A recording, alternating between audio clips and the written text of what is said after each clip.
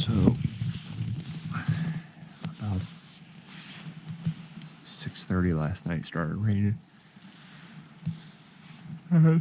It kept raining till about 3, off and on.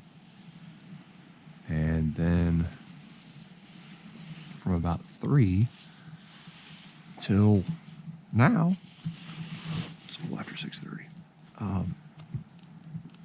the wind picked up and has been trying to blow us off the mountain. Luckily, we've done pretty good in terms of staying on top of this hill.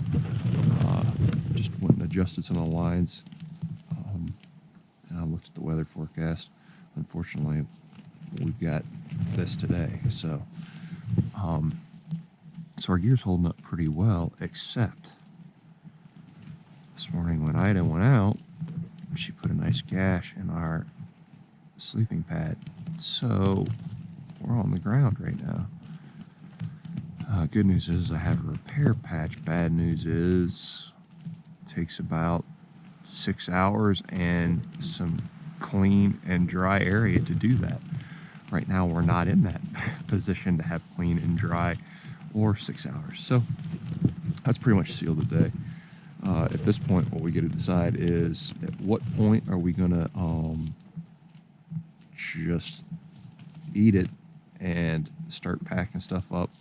Luckily, all that wind has dried everything out, I think, for the most part. So we just have to decide we're gonna pack up. It's too windy to have a cup of coffee, so we're gonna cram in some calories. No burner this morning, and just pack camp up as fast as we can, and then we're gonna jump past. We'll get to our next water, refill quickly, and then jump past to the campground, which is the next stop after that, where our food cache is, and that's going to give us the best opportunity to repair our sleeping pad if we can get down there early afternoon, and hopefully the conditions come our way. We'll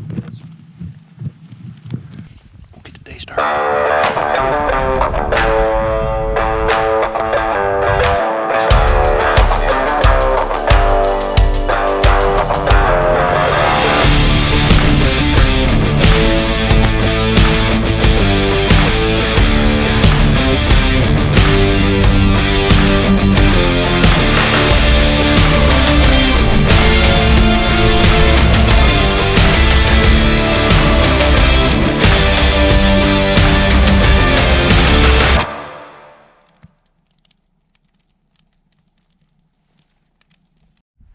So here's a quick look around after the weather's gotten a little bit angry. And believe me, in North Dakota, that's just a little bit angry. So we got camp almost packed up. And gotta get off this hill.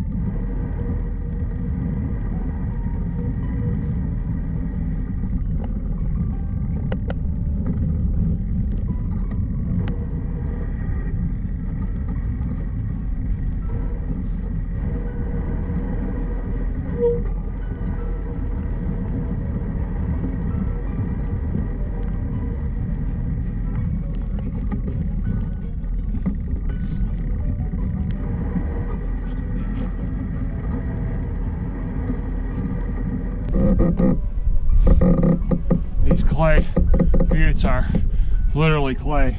This is like a skating rink right here. I don't think we're gonna be able to get up it.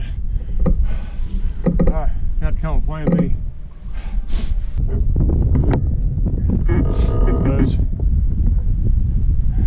Those buttes turn to ice rinks when there's no gravel mixed in.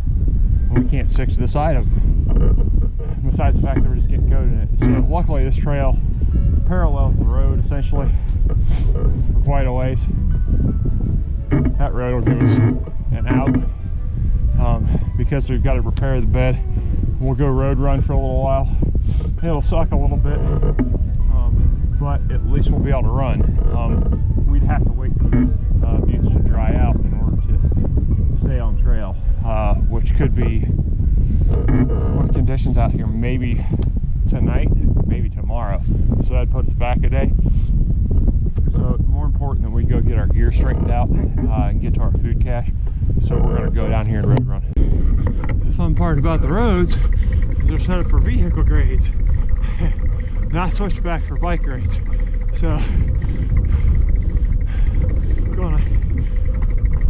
we're gonna get a lead sled up and down some hills.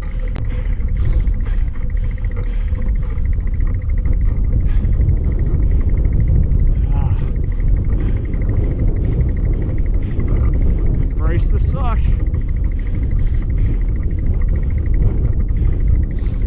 Thing about the lead sled's up, so at least we got the coast down. Let's go.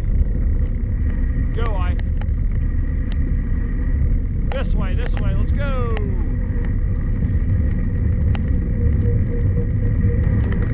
Come on.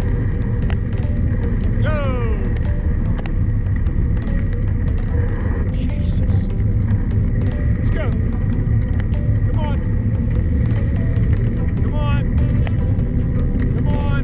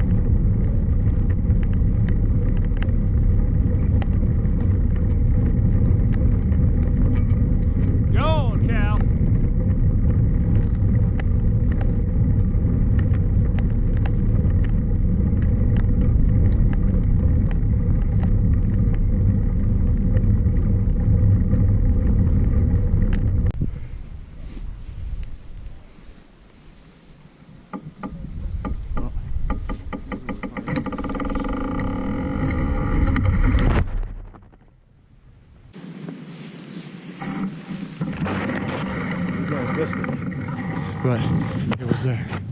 We've got our cache, so we've got food, we got water. So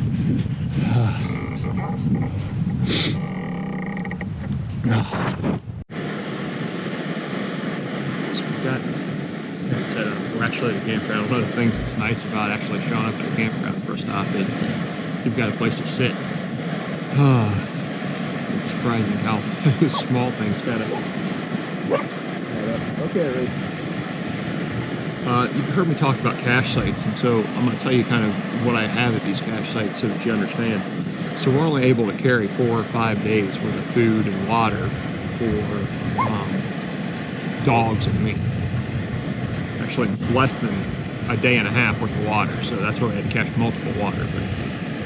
So at cache sites, what we're doing is we're restocking our food for the dogs and I. So we put 5 days worth of food back into the dog's pack. We put 5 days of food back into my stash, and then I'm also supplementing calories on top of that with things like oranges. You guys have seen the beans, canned oysters, high fat, high carb stuff, to supplement the calorie loss that we've had over the course of that time. And then the other thing I've got that I'm caching is a new fuel canister. So this is the old fuel canister, brand new one will go out. Probably have plenty of fuel on that one, but always want a backup. And we also cache water. We wouldn't necessarily need to cache water here because there's a well here, but the reason we cache water in this instance is it's starting to get cold, so there's a chance that the well will be frozen, in which case we'd show up and we wouldn't have any water. So the water that we cache is kind of a backup to that. And then we cache medical supplies, which generally, hopefully, go right back in the cache. We don't use them. That's what they did in this particular case. And we also cache, let's see, what else? Food, medical supplies, water, fuel. Oh, drawers. That's the other big one. So when we get to a cache site, we actually have 2 new pairs of drawers and 2 new pairs of socks that we can actually throw back into the fold. So, yeah. So that's kind of what the cache site's all about. Right now we're getting ready to have a hot cup of coffee and some slightly smashed Pop-Tarts, calorie replacement. And then we'll go to repairing a wonderful sleeping pad, and hopefully we can make that happen in the next 4 to 6 hours. It doesn't look like the weather is going to come our way for a little while yet, so a lot to see. But now you know kind of what's in the cache. Okay, now to the most important part of the day, although a rooster pheasant just flew straight across the camp. You're not allowed to shoot within a quarter mile of camp, so there's the tear that I had to put in the sleeping pad last night. So we're gonna try and get this fixed, and it's a total of 4 hours of hold your breath. She put that right on the seam too, which is wonderful. So we're gonna clean it off real good.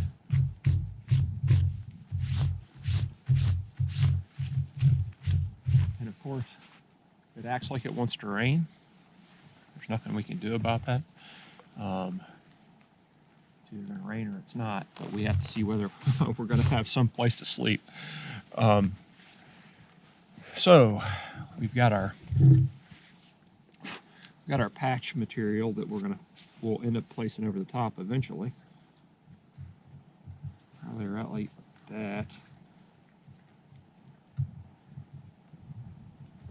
But you've got to lay adhesive down and let it get tacky first, and it says for 2 hours. So I'm hoping it's not going to rain too hard because we don't need it. This is probably just like some heavy grade of rubber cement. I'm going to hope that it's good.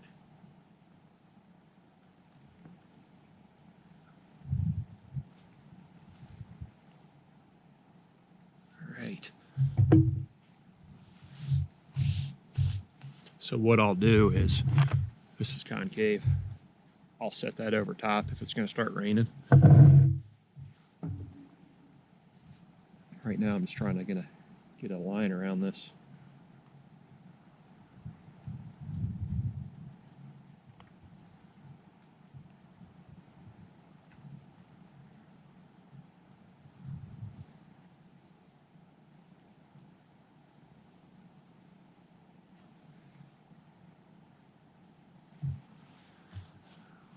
So we got to come back and use that in a little while. So we're going to seal that bad boy back up.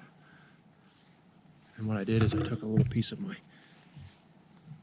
here you can see the line. I just put around it. I took a little piece of my one of the wrappers, and I'm just going to smooth this out a little.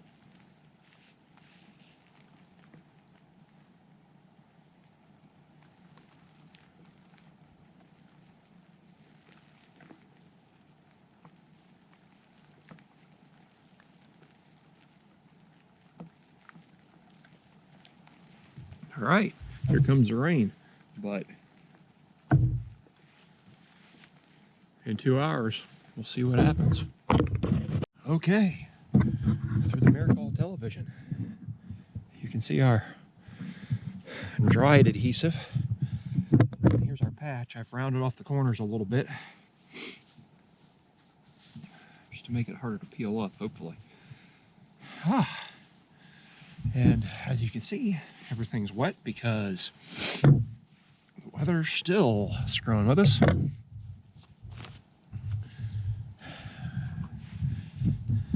It's been 2 hours of wind and hell.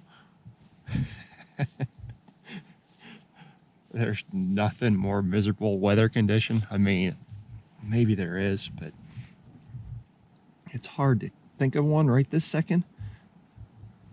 It's really hard to beat rain and wind, cold rain and wind. I mean, that is some gnarly combination. So I'm gonna put a liberal amount of adhesive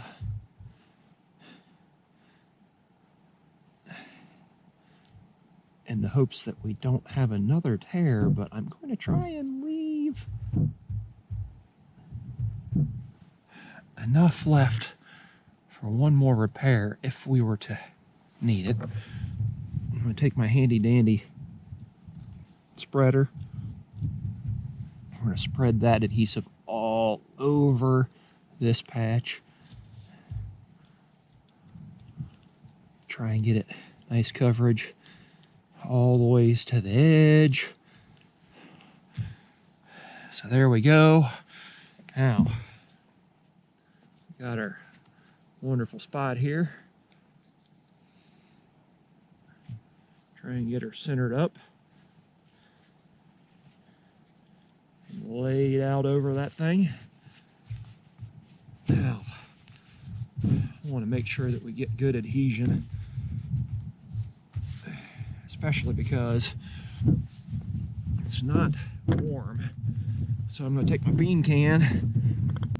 I'm going to take my bean can again.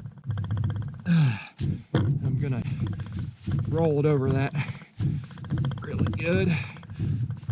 Try and get good adhesion to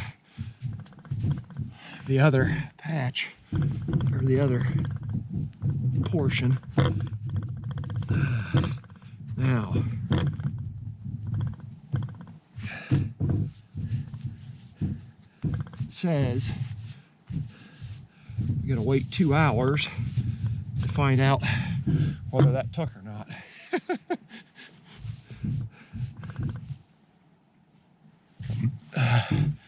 The other thing I'm gonna do while we're at it is I've got some of this gear tape that I'm using for, I can use it for jackets or for tents or anything else. And it's just ripstop nylon with a adhesion on the back. Come on, come over this way. Come on, Ida, come. So what I'm gonna do to try and help this patch stay a little warmer than what the weather is going to allow for today, and because it's right here on the edge, is I want to get a little wrap around. So I'm going to use quite a bit of this, but it should help me out. So I'm going to measure that out. I've got enough in case I tear. I also have Gorilla Tape in my first aid kit. Man, it's cold out.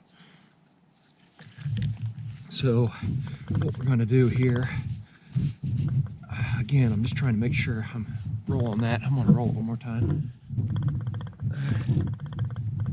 with the bean can. I'm going to put max pressure on that. And then I'm going to do the same thing here, is cut the corners off of this just to make it harder to peel up.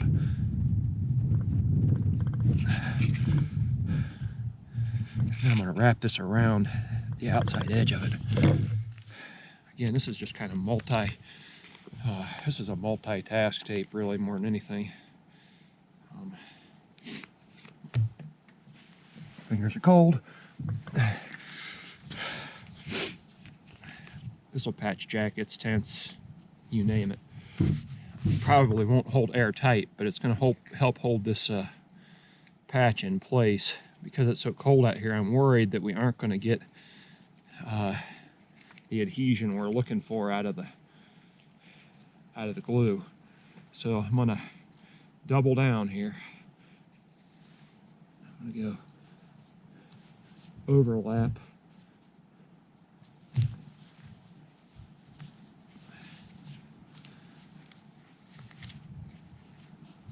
I'll straighten that out a little bit. And I may even triple down with Gorilla Tape over the top of everything. Because as you can tell, it has gotten cold out. And this sleeping pad is fairly crucial to us staying warm in the evenings when it's cold. So I'm going to wrap that around the corner. Again, I'm going to get my bean can out. So hopefully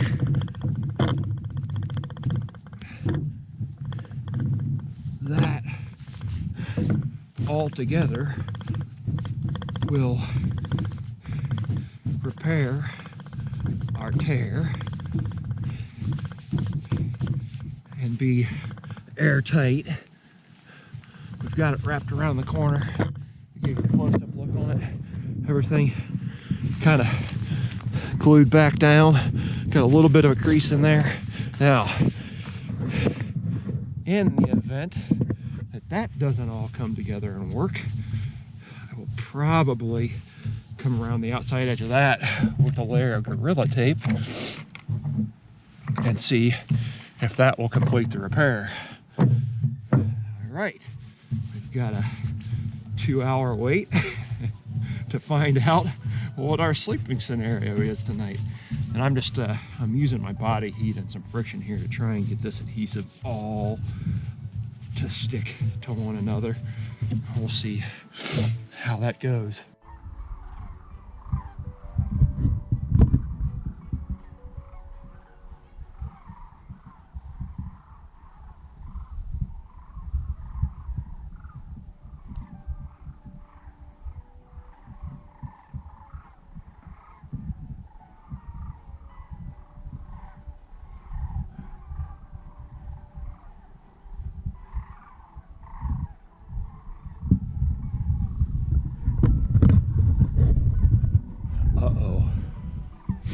Sandhill cranes are getting the hell out of Dodge. That means the weather's coming. Okay, television magic again. It's been raining. Imagine that. It's cold. Imagine that. Part of the cool part about this Bivy system, when you don't have a dog with laser sharp nails from 80 miles of trail running, to puncture it, is that I've got this inflation bag. So you got a one-way valve. Right there's a patch.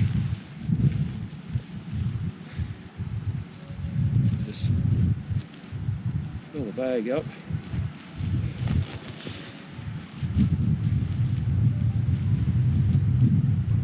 It works a little bit better when I'm not freezing cold and the wind's not blowing everything everywhere. But we should be able to put a little bit of air in here and find out what we've got.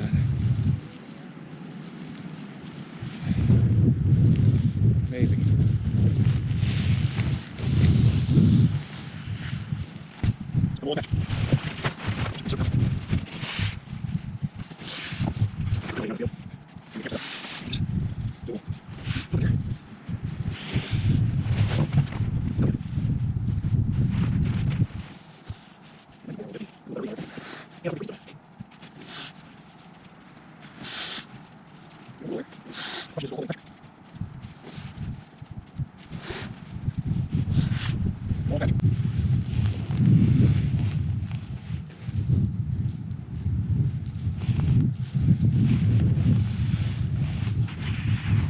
So, for now,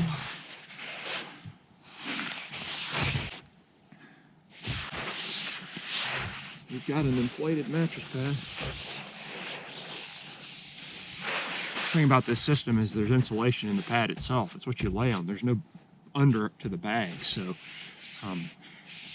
without this inflated, it makes nights a lot colder probably. But, maybe things are turning our way. Finally, some broken skies and a little bit of sun. Been about 24 hours since we've had any sun, and it just makes all the difference. Let's just get some energy back into our cameras, communication devices. More importantly, it just warms things up. Everything was damp and wet, so we've got everything kind of set out now, trying to dry it out.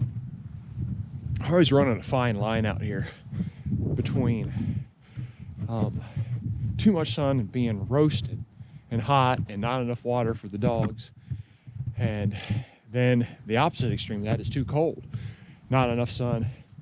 And the line is that if we aren't warm enough, actually the water's going to freeze. So we're really running this super fine line, and hoping that we can hang on. So let's get some stuff dried out. Maybe we'll get some more energy in and try and make a hunt. Well, we went on a quick walk tonight. Dogs have been going a little too wild, so we bumped some pheasant. I know where they are for tomorrow. I didn't take you along for that because I wasn't really expecting a whole lot, just an hour here before sunset. But I noticed that the cracks and scratches in my gun are opening up because of the repetitive rain, sleet, outdoor, cold, freezing, hot. And so I didn't really bring a cleaning kit with me, but I do have my wipes. And at the cache we did have some smoked oysters and sunflower oil. Well, oil is oil, right? So we just grab a little bit of that oil on the wipe, and I'm gonna use that as my gun lube for now. Of course, everything will get a good cleaning once I get back, but really just trying to make sure that we don't have any rust on the barrel from all this overnight out in the conditions. Now we could bring it in the tent with us. The problem with that is the condensation level in the tent is probably equally as bad. So we're just gonna oil it up real good with sunflower oil. Of course, most of you have seen some of my other stuff, know that this gun's taken a level of abuse. Sunflower oil is certainly not abusive to it. You can see kind of the cracks and scratches in the stock, but yeah, we're gonna sunflower oil it up, give it a little spit shine. I'll then take I did bring a Poppy's wax wipe with me, but I wanted to get a little extra oil in first, I'll let that kind of sit in there on some of those deeper spots for a little bit, because those are the ones that are really struggling right now. And then I'll go ahead and use the Poppy's wax rag to clean everything up a little bit better. Hey, let me see you. Let me see you. Come here. Let me see you. Ida's giving me a little bit of a scare tonight. Her eyes look a little swollen. I don't know what happened. I didn't see her run into anything. I didn't know if she just got it scratched, but we flushed both of them out. Come here, Missy. And I gave her a... So we flushed them both multiple times. She's eating fine. She's acting fine, but her eyes are just a little bit swollen and red. So I don't know. She may have scratched it on something tonight, but what I did is I just gave her a dose of Benadryl in case she got bit by something or is having some kind of an allergy reaction. You can tell she's still acting okay, and she might just be tired, but I've never seen her eyes look quite that way. A little too red, a little too droopy. So I don't know if she got bit. She could have got bit by something while we were hunting. Stung by something. She's not swollen anywhere else. She's not acting any different any other way. So we're gonna have to keep a close eye on her. Tonight I'll watch her real close, and we'll see what that double hit of Benadryl is probably gonna knock her out pretty good, and then we'll see what those eyes look like in the morning. Hey, sit. So you can see this one over here is just a little swollen on that side, on the outside. Let me see. Let me see. So something we're gonna have to watch. Okay, good girl. Good girl. Good girl.